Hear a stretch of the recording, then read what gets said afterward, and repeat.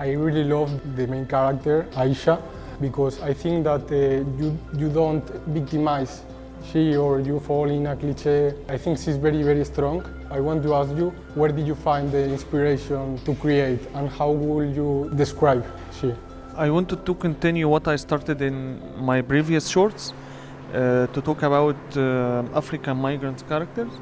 And when I saw an African migrant girl in a public bus in Cairo, and she was sleeping deeply, but suddenly she wakes up screaming and crying, and from this moment I started thinking about this character, about her nightmares, her dreams, and her life in Cairo. Okay, so Aisha is a very silent character. However, there is a lot of crowd inside her.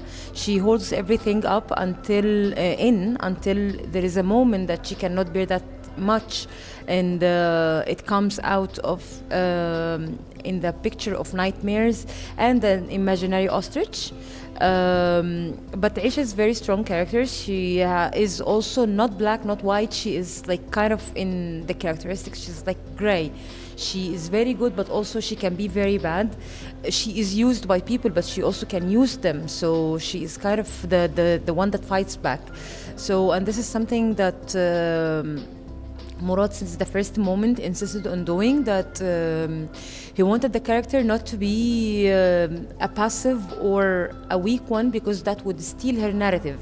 Like doing only white characters, like they do nothing wrong, like the angelic ones, steals their story and they're fighting back. So Aisha, in one word, is a fighter.